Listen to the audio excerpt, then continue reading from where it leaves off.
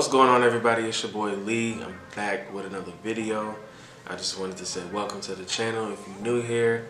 If you're coming back, I want to thank you for all the support. And this is the Astroworld vlog. 2 days ago, I went to the Travis Scott concert in Chicago, the Astroworld Tour. Went with a few of my friends, and I didn't really get a chance to vlog a lot during that day just because I had to work that day. And as soon as I got off work, I had to head to my friend's house so we could drive to the city. And this video is basically me giving my review of the show, and I'm gonna throw some clips in there to let you guys know how the show was, what the show was like, stuff like that. Now let's get into it. Those who know me know that Travis Scott is one of my favorite artists of all time. Actually, this is the 4th Travis Scott show that I've been to in my entire life. The very first show was back in 2015 with Metro Boomin and Young Thug. That was the days before Rodeo. No, that was the Rodeo Tour. So he was getting ready to drop his album Rodeo. His mixtape Al Pharaoh and Days Before Rodeo was already out at this time. I don't have a ticket stub, but I got the email confirmation. I don't know if y'all can. Yeah, I got 2 tickets to the Travis Scott show for $29.50. That's back before Antidote was big. This was before any hits that he had. This was before any major features that he had. He only had 2 projects out at this point, and I went with one of my friends, Willie. Shout out to Willie if you're watching this. And overall, it was just a good show. I mean, this was the very first time I got to see him live. I like the energy that he puts out there. I like the vibes that he puts out there. When you're at his show, like, he doesn't like anybody to be standing around not watching him. He wants the vibe to always be uplifting and hype, and you know, he wants everybody jumping around, and he'll actually stop performing if he doesn't see everybody jumping around. And that's actually where the whole no bystanders thing came about. That's just one of the things that he lives by. He doesn't like people standing around and, you know, sitting on their phones and stuff like that. He'll actually stop the show. Like, he actually stopped the show one time. This kid was in the front row and not paying attention to him. So the second time I saw him live was Lollapalooza 2015. I think it was that same year. Lollapalooza 2015. He still didn't have his album out. His album was supposed to come out in September. Lollapalooza was in August, and he came out. So he was supposed to go on, I want to say like 2 o'clock to 2:45, and he came out 30 minutes late to a 45-minute set. And you know, we're sitting there, we're waiting for him to come out, and he just doesn't come out. And then all of a sudden, 30 minutes later, he comes out, and you could tell like this man is high on something. Like, I don't know if he was drunk or he was off the drugs or he was smoking, whatever, but this man was not in it. And so eventually he performed, I think he performed 2 songs. I think it was like Mamacita and Don't Play. I think that's what it was. He performed 2 songs, he stopped, you know, he does his whole talking thing, and all of a sudden he tells the fans to rush the stage. He tells the fans to rush the stage. And that's when security jumped in, they're putting hands on people, and he's like, no, get your hands off of him. Before you know it, it was a bunch of kids on stage. There's probably at least 50 to 60 people that jumped the barricades and went on stage.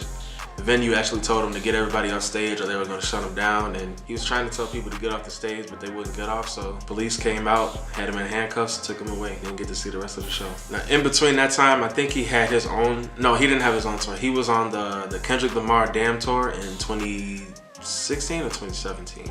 One of those 2. I didn't get to make it to that. He actually redeemed himself in August 2018 when Lollapalooza asked him to come back. And this night was special because it was the night that Astroworld was actually coming out. I enjoyed this show the most because I didn't really get to see him perform Rodeo. I didn't get to see him perform Birds in the Trap. And it was special because this was the day that Astroworld was supposed to come out. He actually performed Stargazing, and he performed 5% Tent, I think. Yeah, 5% Tent. He actually had a fan, I don't know if this was planned or what, but he had a fan in the crowd come up on stage and propose to his girlfriend. I don't know how he did it, how he was able to pull it off, but he did it. Another thing he did in that show was the people in the front, they got like the priority VIP seating or whatever, they weren't really into the show, so he stopped the show and was like, no, I don't like this energy right here, so you guys gotta turn up or I'm gonna bring somebody else in this pit. So the show's over, Astroworld comes out that night. He announces the Astroworld Tour Leg 1, which had Sheck West, Trippie Redd, Gunna, and I think Virgil. Yeah, Virgil was on a couple shows here and there. He started out with a DJ set, but I don't think he was scheduled for the Chicago show. And I actually didn't get to make it to that one because that was around the time that I traveled to New York. I didn't really want to spend that extra money around that time because I saved up some money to go to New York. So I ended up missing out on that show. I was a little upset, but I knew that he would come back around eventually, whether it be the next year or the year after that. Next thing you know, he announced his leg 2 of the tour, but this time it didn't have Gunna, it didn't have Trippie Redd, because Trippie Redd dropped out of the show. Just him and Sheck West. I still wanted to go either way just because I haven't seen him perform Astroworld yet, and I never seen Sheck West live either. And this was around the time that Mo Bamba was still the biggest hit out.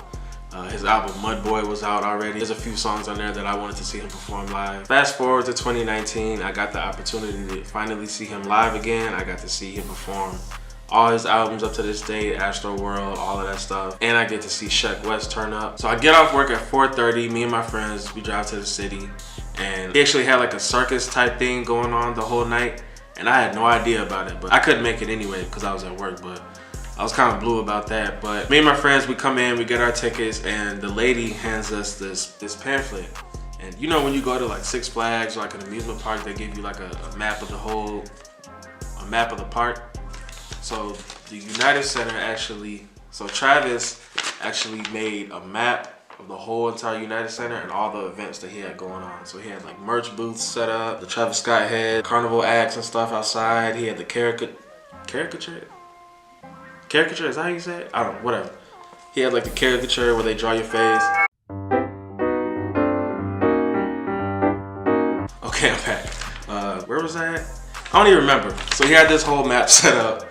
He had all the events that were going on that day, and I missed out, but I like what he did with this. This is like, I never really seen nothing like this as far as like people planning their tour out and stuff like that. But me and my friends get checked in, we go upstairs, we go to get some drinks. By the way, if you're getting drinks at the United Center, be prepared to spend some money, because if you ever been to the bar, you know how much those drinks are. Take that price and double it. That's how much I paid for one drink at the bar. Anyway, we get our drinks, we chill, we vibe out for a little bit.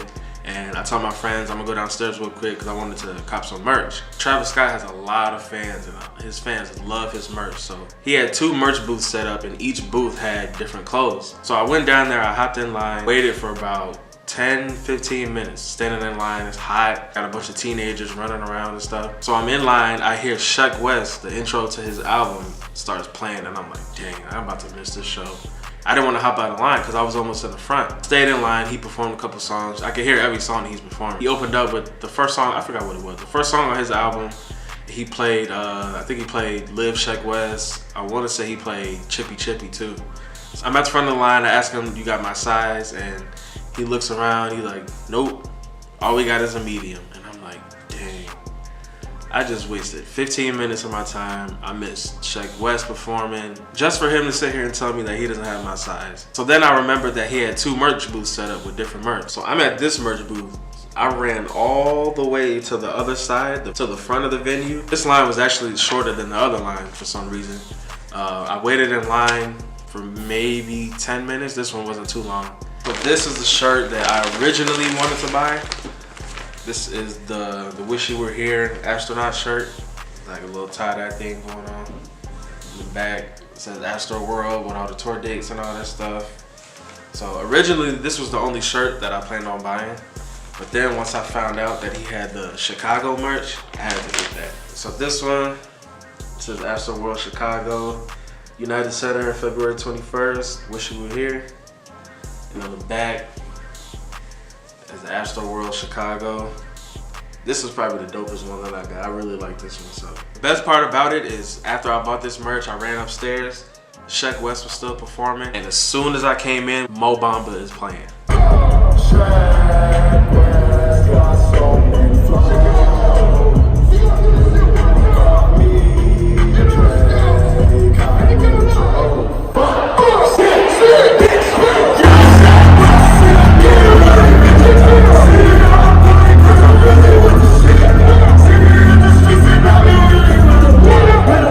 Happy for that. I got to see him perform Mo Bamba. After that, it was time for the main event, which was Travis Scott.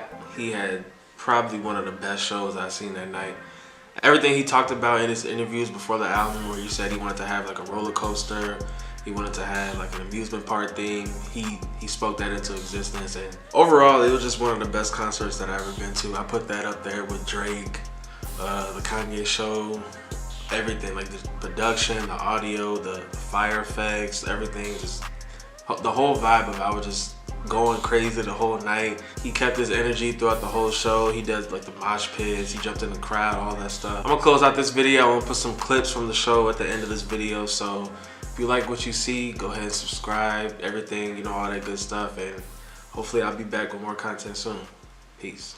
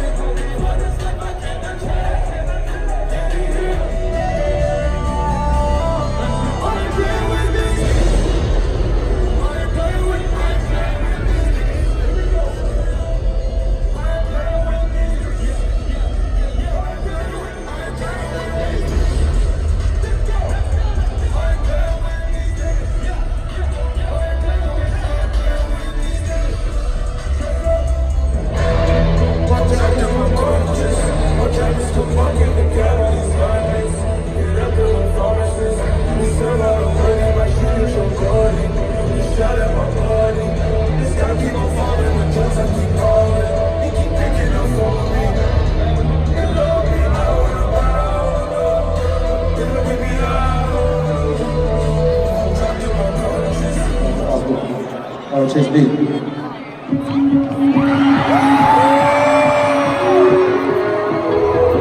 Yeah.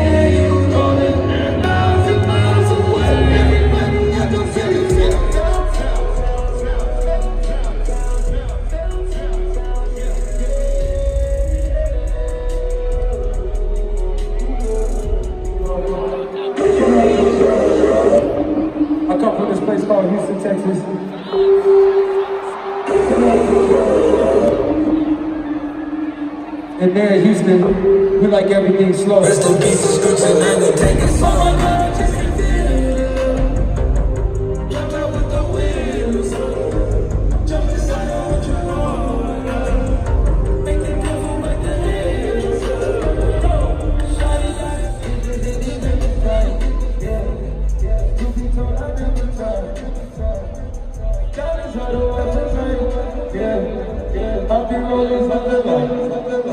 At the tomb, and did all the price. Yeah, you never wanted 95. There's an inner shit that all the time. Yeah, stop trying.